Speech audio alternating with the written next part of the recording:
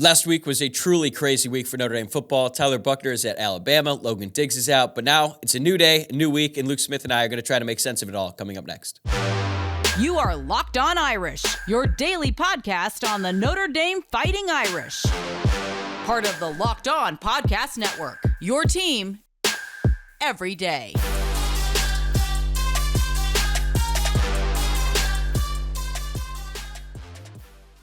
What's going on, and welcome into Locked On Irish. It is Monday, May 1st, and thank you for getting your week started with us by making this your first listen of the day. As always, you can watch the show on YouTube or listen wherever you get your podcasts. Whether you're watching or listening, please subscribe to the show so you can stay up to date on all future episodes. My name is Tyler Wojciak, and I'm the host. I'm a Notre Dame alum and producer for college football talent at the Fox Sports headquarters in LA. And in today's episode, I'm going to be joined by my good friend Luke Smith as we try to wrap our heads around what was a crazy week in Notre Dame football. Full disclosure, I'm recording this on Friday morning because I'm going to be at a wedding all weekend. So if something happens between now and the time this gets released, I apologize. I can't tell the future, but I will be back probably on Wednesday with another new episode to get you caught up on anything I may have missed. I'm going to try to get one out on Tuesday, but that's going to be tough with my travel schedule and the wedding and all of that. So I will definitely be back by Wednesday. And then, we'll have you covered here on the podcast with anything because there's never a dull moment in Notre Dame football. Okay, let's talk to Luke. All right, Luke Smith is back in the pod. And Luke, I don't really even know where to begin. My head is still kind of spinning right now from this past week.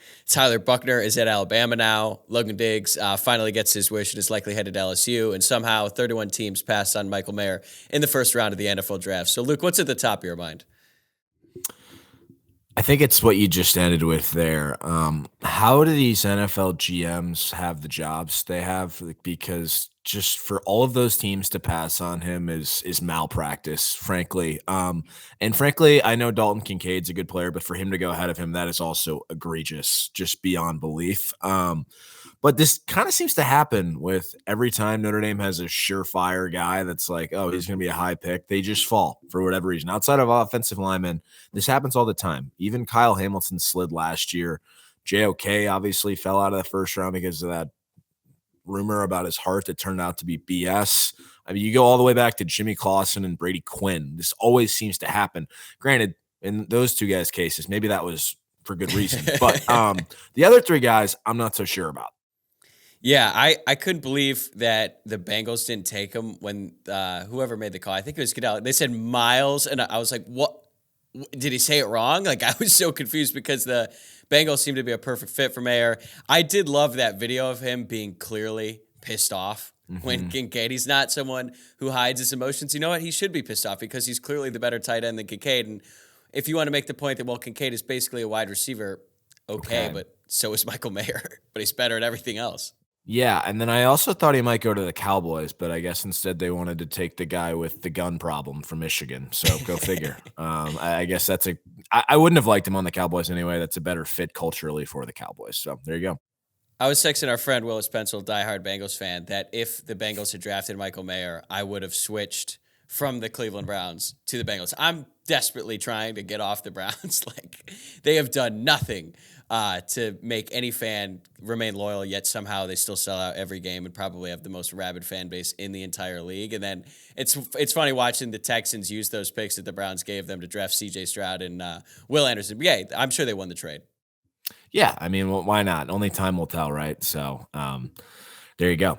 All right, what else we got? We got Tyler Buckner at Alabama. Where does this rank among the weirdest things to happen since Brian Kelly left for LSU? Because that by itself was super weird, and it's created somewhat of a domino effect that still continues to this day. I think it's the weirdest, to be honest with you. Just because when you do the standard test of close your eyes and imagine something, can you see that actually happening? Tyler Buckner starting for Alabama, I can't see that. And obviously, he's led to believe that there's a good chance he will be the starter. Otherwise, I don't think he would have gone there. But it's just it's an incredibly risky move for him. Tommy Rees, more than anybody, probably just putting his neck out on the line for there. And it doesn't make any sense because, as I know you've already talked about and a bunch of other people have, that guy literally brought in another quarterback to start over him at his old job, and now he wants him at his new gig. It just doesn't make sense. It doesn't. And I'm really curious to see. I don't know how it works at Alabama with the assistants talking. I don't think that assistants are really allowed to do a lot of media under Nick Saban, but I really need Tommy Rees to get in front of a microphone soon because I really just want to hear what he has to say about this and why he brought Buckner into the fold. I think, based on some of the stuff I've been reading, I think Milroe is going to leave, but even then, like there's still Ty Simpson, and there's two younger guys who are both 4 or 5 stars coming out of high school. Realistically, how many games, like if you were to set an over-under for this season, how many games do you think Tyler Buckner is going to start? Let's. I mean, listen, I do think there's a world where he could be a very productive player down there. But I also could see things getting off the rails in week 2 against Texas. So let's call it 2.5. I don't know. Okay. I was thinking 2.5 seems low, but again, like it just depends on who starts the season, because if Buckner starts the season, then like you said, in week 2, if he just goes out there and he's throwing pick sixes left and right, Saban is going to pull him. He's going to go over top Tommy Rees. He's going to be like, no, this is enough. We're getting him out right now. So I was thinking 6.5, but that could be, yeah. I don't know. It's really hard for me to believe that he's going to go wire to wire as the starter. I don't know why. Maybe it's just because he's always hurt, but I just don't see it. That's another huge thing. And I mean, Saban has a quick hook historically too with some of these guys. I think we've seen it like a half for Blake Barnett or whatever. So I don't know. And that was in a dominating performance. So who knows? I also should rephrase this. It makes perfect sense that he transferred. Okay. I don't know why he waited so long to transfer. I think Tim Priester of Irish Illustrated reported that he had apparently been unhappy and skeptical that there was actually going to be a quarterback competition due to some NIL payments that Sam Hartman had received to, I guess perhaps as enticements to attend Notre Dame. So I'm honestly shocked it didn't happen sooner. What doesn't make sense is where he landed. And it was funny, actually, because before he officially announced that, I was listening to this segment on Feinbaum where some Alabama insider was listing out the schools that he heard Buckner was visiting. And he ended up canceling these other visits, but it was Alabama, Auburn, Cal, and Stanford. Has anybody ever had those 4 schools as 4 schools they might go to? I struggle to believe that. I thought, well, again, it's weird because when the news broke and Thamel immediately suggested Alabama, it kind of made it clear that's where he was going. But had that report not been out there and we just sort of were thinking about this with a clean slate, I would have thought Stanford, Cal, somewhere in California. And then, Alabama and Auburn. Auburn is such an interesting place just in general. And if he had went there, somehow I think that would have been a weirder fit than Alabama. Mm-hmm. I just can't see any Notre Dame player ending up there. But he's at Alabama now. And you're right. I think it makes complete sense why he would transfer.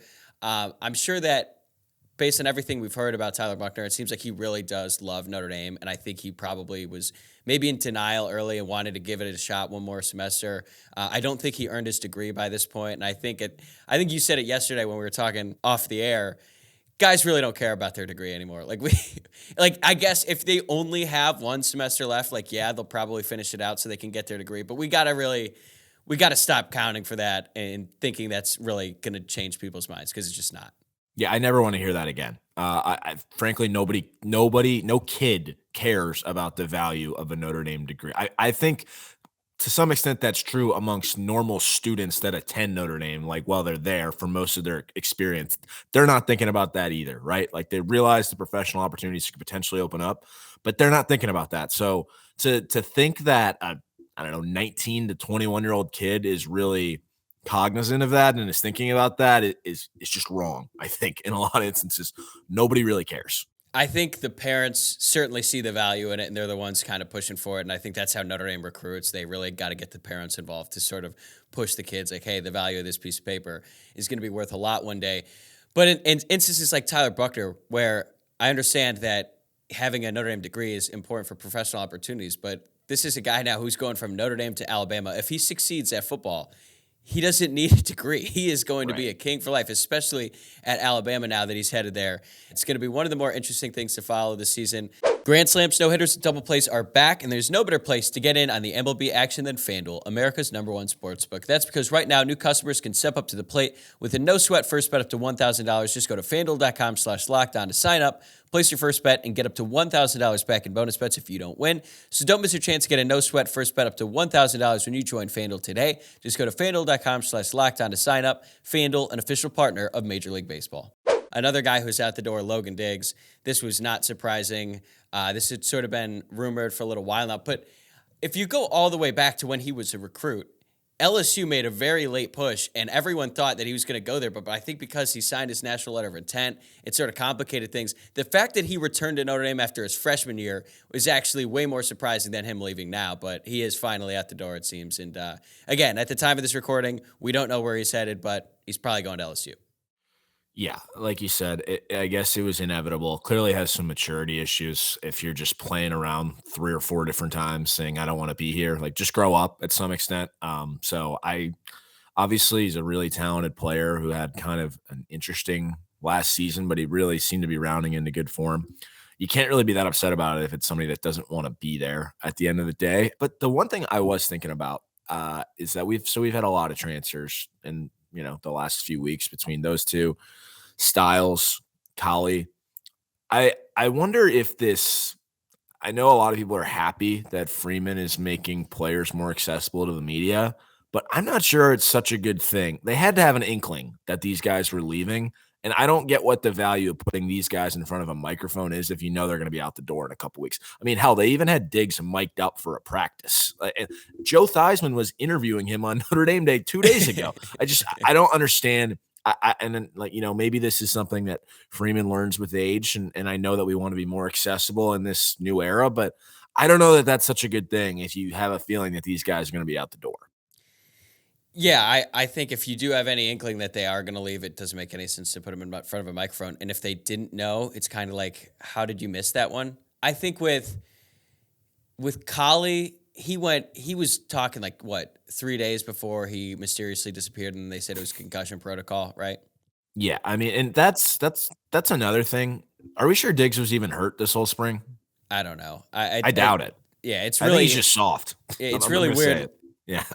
And looking back on it now, especially his tweet, once Lorenzo Styles entered the portal, I'm not going to read it. I don't have it in front of me, but if you go back and look at it, you're like, oh, okay. He was definitely going to leave. And that was a week ago, so the Notre Dame coaching staff probably should have figured that out by that point. But yeah, I feel like with Diggs, if Marcus Freeman didn't know it, Dylan McCullough had to have some clue. Like, he's with them more than anyone. And now Notre Dame's running back room is still very talented. Like, they still got Esme, who was going to be the number one guy anyway, if Diggs were there or not, but it's obviously great to have a guy like him. I think what this does now is it puts a little bit more pressure on Jadarian Price, before Diggs left, I was like, okay, you don't have to even get him onto the field until mid-October probably, because I don't know. I think he's going to recover fine from his Achilles injury that he suffered at the beginning of last year, but it just takes time, and you can't really work him a bunch. And he's got to get back in football shape too, which is going to take some time. So I think that's probably the biggest concern now is depth takes a hit, but I still think the running back position is going to be fine. It will be fine. I mean, also Jeremiah Love coming in too. I think Jabron Payne had a pretty strong spring too, so they're in a fine place. It's just all of those conversations from the spring about this is Notre Dame's best running back room since enter date. Those can end, I think, but at least for now. I know. There's going to be some people in the YouTube comments going back on that video I put out a few weeks ago. It was like, does Notre Dame have the best running back room in the country? No. The one thing that it's really just, it's unfortunate. I don't know if it's just a Notre Dame scenario, but let's look at their class of 2021, which was a pretty good class. It finished 10th overall in the 24/7 composite. Let's just go through the top guys. Blake Fisher, that's a hit. Rocco Spindler was the second highest ranked. Tyler Buckner, miss. Deion Colsey, we'll have to see on that one. Lorenzo Styles, gone. Gabriel Rubio, probably too early. Prince Collie, gone. Audric Estime, hit. Kane Brong, not a hit. Philip Riley. Did he transfer? Yeah. Or is he still there? Yeah. Yeah. Philip Riley, miss. Caleb Johnson, transfer. Jane Thomas, hit. It was, if you go down that whole list, there was 27 commits, and now only 13 are left, and several of them are kind of misses. So that's not really great. Now, granted, that wasn't Marcus Freeman's recruiting class, but still, we thought that was going to be a really talented class, and so far, it really, outside of a few guys, it really hasn't done much at all. Yeah, and I don't want to be hypocritical here because the transfer portal giveth and it taketh away, but this is the problem with the transfer portal. I mean, how many kids, not even just athletes, how many kids have wanted to leave their school at some point in time? Probably like a million.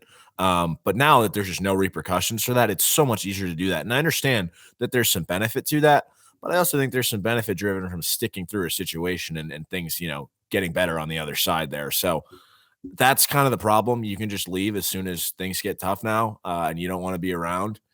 I guess that's a good thing. I also think it brings some, negative consequences with it too. Yeah, it's one of those deals where the grass isn't always greener, even though it Yeah. feels like it. Even though, as you said before, who amongst us hasn't woken up on a random Wednesday in South Bend and thought, I need to get out of here? The only thing is we didn't act on it. I literally actually was remembering when that happened yesterday. I was like, I remember getting lunch with my cousin at one point during my senior year, and I don't even think I realized how negative my tone was. I'm like, I got to get out of this place. I hate it here. Like, I can't be here. And then like 2 weeks later, I saw her again, and I was like, I guess much more positive. She goes, "Yeah, you were really scaring me. I thought like you like wanted to drop out of school." I'm like, yeah, I probably did at that point, but I'm okay now. I know we love Notre Dame, so that can't be good if because we know a lot of other guys that go through that too. Especially like I was watching the blue and gold game and it's like sleeting in mid-April. It's just like, come on, South Bend, just give the recruits one good weekend tease them. It's like when they told Dexter Williams that it never snowed in South Bend. Yeah, well, that guy's at Ohio State now. That told that lie. So shout out him. He will go unnamed. I think some people can probably put that together. But yeah, that is probably one of the funniest stories. He lied to me. He told me it never snowed here. What's even funnier is that Dexter did not do any sort of recon. Like did no follow-ups on that at all. It was just like, all right, I guess it never snows in South Bend. Going back to your point about how on a Wednesday you were like, I got to get out of here. I kind of woke up this morning just like it's kind of this like a Sunday after a big weekend where you're just laying in bed and you're trying to piece your life together and you're just thinking back on all the events that transpired over the past 3 days or so. And that's kind of how I felt this morning. Like, wait a second. Like, did Tyler Buckner really transfer to Alabama? Like, is that really what's happening now? Is Diggs he's finally out the door? All this stuff is really happening. And yeah, it is. And it's a weird reality. If you had told me after that Marshall game last year that Tommy Rees and Tyler Buckner would be leading the charge at Alabama, I would have thought you need to be institutionalized. Yeah, I mean, everything about that just doesn't make any sense. But that's the world we live in, I guess. And there's been a lot of really, really weird events to occur, like we said, since Kelly left. But yeah, this one, the Buckner thing definitely takes the cake. I'm trying to think of some other ones that have been weird. Mike Elston going to Michigan, even though I know kind of forgot about that. Right. It was odd because he had been at Notre Dame for so long, and then he's just out the door at Michigan, at one of the biggest rivals. There also was the whole, losing to Marshall and Stanford thing. That's up there. There. Oh, I actually have some good news for you, though. I was not at the spring game, but I had some people that were. DJ Sticky Boots has been fired. There's a new DJ. There's a new in-stadium DJ who apparently was pretty good during the spring game. So that could be positive momentum for the program. Huge development. The line for all of Notre Dame's home games this season just shifted dramatically. You're breaking news on this podcast. I don't think anyone knew that yet. Yeah, there you go. I don't know if I have his name here. Let me see. I might. Nope. You know who they should hire? Former Notre Dame defensive lineman Micah Dutredway.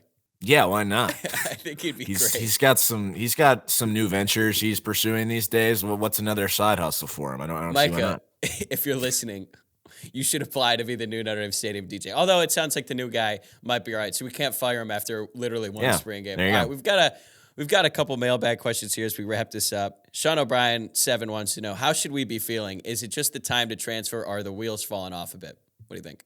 Definitely not the latter. I think that this is like just kind of an unfortunate consequence of the era we're living in college football. And for Tyler Buckner, it makes total sense. I mean, quarterbacks have always transferred, right? Since the onset of transferring, quarterbacks need to play, and you can't play multiple. Well, maybe Brian Kelly could tell you that you can play multiple quarterbacks, but you get the point. You can't play multiple quarterbacks. Like, I get why Tyler Buckner leaves. I don't think that that's too much to read into. And I think it, frankly, was asking a whole heck of a lot to expect him to just be willing to sit for a year and then just, oh, yeah, it's your turn now next year. That just doesn't work like that. I understand why you might have some concern with Logan Diggs and some of those other guys leaving, but like at the end of the day, I think that's just like what I was alluding to earlier with the transfer portal so easily accessible. And, also the fact that these guys aren't bona fide starters. They were definitely contributors. Don't get me wrong. And Diggs, the largest contributor of all those guys, but I think it's just the world we're living in, and I think Notre Dame will adapt to that, but it's really not that big of a deal. Yeah, if you compare this to other starters leaving, this doesn't even really crack, like, I don't even know, the top 25 of the most bizarre. Like, I think the craziest one, once Jermaine Burton transferred from Georgia to Alabama, fresh off beating them in the national championship and scoring, I think, a pair of touchdowns in that CFP semifinal game a couple years ago. Once that happened, I was kind of just completely open to any transfer. Like, whatever. If that's happening, if a wide receiver on a national championship team who played and started just transferred to the team that they beat, once that happens, like, you just kind of throw up your hands in the air. You're like, okay, this could happen to literally any school. No one is immune to the transfer portal. The only problem is all these other schools can bring in transfers, and right now, Notre Dame can't unless they're grad transfers or they went to Harvard. Yeah, and I do see that improving. I mean, I think you're already seeing it with basketball a little bit, right? And that's also a more dire situation where they literally have like 4 guys on the roster. But I think you're seeing Notre Dame have more opportunities like getting guys in from schools like Penn State and stuff like that. So I think there will be some improvement there. Okay, next one was actually a question you submitted. Would you like to share it? Yeah, can you remind me of my wording? It was all over the place. I think it might have been 2 questions. From That Smith, 15. If I were to petition South Bend local government asking for improvements to infrastructure, city life, or anything that might entice football players to stay in South Bend, what should be on the list? Did you have anything in mind? Yeah, so from an infrastructure standpoint, potholes. It's long been known. Literally, South Bend has worse infrastructure than Benghazi. It's horrific. The roads are just an absolute disaster. So fix that. Like, I know that when I'm driving down there, my car's going to be screwed after just like one day in South Bend. Additionally, maybe just like don't suck as a city. I don't know. Like, I think there's some better ways to market your city. The South Bend Potawatomi Zoo is a terrific zoo. I don't know why that's not marketed better. I had a great time there, singular, the one time I went there. And I guess outside of that, yeah, I don't know. There's a lot of ambiguity that goes on there. And frankly, I never understood what was going on the entire 4 years I spent there. So. I think we need to revamp Eddy Street restaurants. We need to add another Cane's. It sounds like the Cane's in Mishawaka is doing well. Maybe bring one a little bit closer to campus. I think that'll entice guys to stay. I do agree with the potholes. There's nothing like driving your car in the middle of winter, especially after a couple snowstorms when the ground is literally crumbling beneath you and your car is jerking all over. I don't know if that's the reason why Diggs transferred. Maybe it is. We've long been advocating for better student parking at Notre Dame. That's really out of control, out of South Bend's control. Those are a couple things at the top of my mind. I think maybe we just take out New Finney's, just, start over, from scratch there, build a better bar. I'm sure that some people listening to this are just like repulsed that I just said that. I think have something going a little good, but we need to just restart over there and just figure out the nightlife scene in downtown South Bend and maybe not make it so far away from campus. Let's bring it a little bit closer. That'll probably be a little bit safer for the student body. So those are just a few things. Those are all good enhancements, I would say.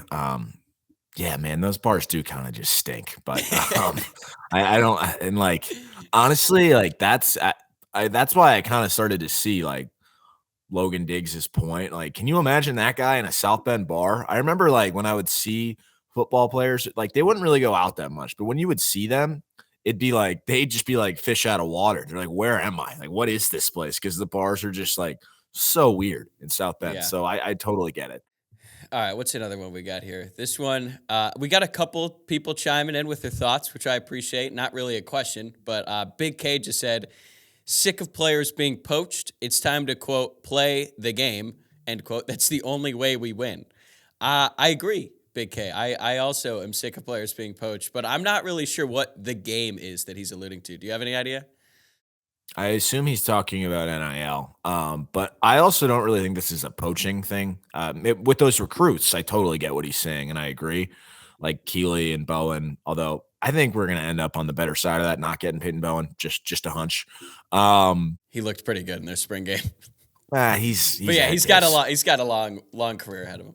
We'll see how many times he changes his mind. Yeah, I agree. I think the game is probably just money. And I also, that's another area where I think Notre Dame's struggles that have been discussed are kind of over exaggerated. I think they're actually doing pretty well in that territory, and they're getting better there. So I don't know. Like, yeah, I'm sorry. They're not going to be A&M or Miami, but I don't think you want to be A&M or Miami anyways.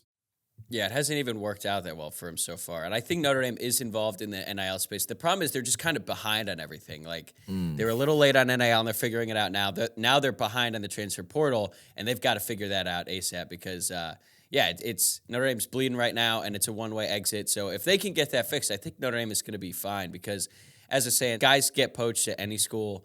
It's just sort of the nature of the business right now. But I do think that Notre Dame is going to be all right long term. Okay, we got another one. This one comes from @NDeSalvo4, who says the mismanagement of the linebackers room is insane. I'm guessing this is alluding to Colley's transfer. Yeah, I think it is. I think he said something along the lines of yesterday, if Marist starts again, he's just going to stop being a fan too. So, you know what? I think your days as a Notre Dame fan, unfortunately, or maybe fortunately for you, may be numbered because I think that's what's going to happen. But yes, I understand the frustration. Maybe those guys just will be better this year. We'll see. With another year under Al Golden's tutelage. Actually, just prior to this recording, I was listening to you've had Greg Flamong on multiple times here, but he had an interview with former Notre Dame linebacker Drew White, and he was talking about how he had heard that the transition from Freeman to Golden's defense was really difficult, especially for those linebackers. And so now that they've had some more time in this, hopefully they're better suited to really know what they're doing and play at a higher level. Interesting. Difficult how? Just in terms of like more complex? Yes, conceptually. He was talking about, and I would recommend you guys all give this a listen on Hit and Hustle, but he was talking about that the transition from Clark Lee to Freeman's defense actually really wasn't that difficult because Clark Lee's defense was very, there was a lot of terminology, very complex, and Freeman's defense was a lot more, playing free, things like that. And apparently the transition to Golden's, he said he had heard that it was rather difficult for a lot of those guys. So now that they have some more time in the system, we'll see what that looks like. That's interesting, especially when you consider when that job opened up, Freeman was basically like, yeah, I want them to run Notre Dame's system. And then he sort of backed off of that because I think he realized if you tell the incoming defensive coordinator, hey, this is the system you're running, right, the job becomes a little less appealing. Yeah, so he figured that out. Okay, well, that's encouraging to hear, though, that it seems like after, second year. And also, for those guys in the linebacker room, like that's 3 straight years of a brand new system. Or not brand new, because the first year wasn't new to them, but 3 years, 3 different systems. That's a lot for any position group, let alone linebackers. For sure. All right, we got one more. All right, this one comes from my mom, who wants to know who will have more passing yards this season, Sam Hartman or Tyler Buckner? Well, given what we set Tyler Buckner's over-under on, I think I'm going to have to go with Sam Hartman here, and I probably would regardless, but I don't know. We'll see. If Tyler Buckner has more passing yards than Sam Hartman, that is probably very bad for Notre Dame. Yeah, although it would be pretty hilarious if Tommy Rees and Tyler Buckner won a national title together at Alabama. If that happens, I might be joining DeSalvo. I might not be a fan anymore. I might just have to tap out and just be like, I don't know what's happening. Yeah. If Tyler Buckner wins a national championship for Alabama, I'm not going to necessarily go to I'll eat a live cat, which is what you suggested you would do after Will Levis, or if Will Levis were to get drafted in the top 10. Fortunately for you and cats out there. Fell out of the first round because he sucks. Yeah, so good for you and good for all the cats in the nearby area. There you go. But I just hope Tyler Buckner is starting for that LSU game next year. That's really all I want. It's really, really unfortunate that's the same day as Notre Dame Clemson. It is. And it's going to be at like the same time too. Mm-hmm. That sucks. All right, we're out of time. So Luke Smith, thanks for coming on, brother. We'll do it again soon. Thank you. All right, that'll do it for me today. Thanks again to Luke, and thank you for making this your first listen of the day. On the way out, remember to subscribe to the show on YouTube or wherever you get your podcasts, and give us a follow on Twitter at Locked On Irish, on Instagram at Locked On Irish Pod, and my personal Twitter account at Tyler Wojciak. That's at Tyler, Wojciak. I'll see you guys soon.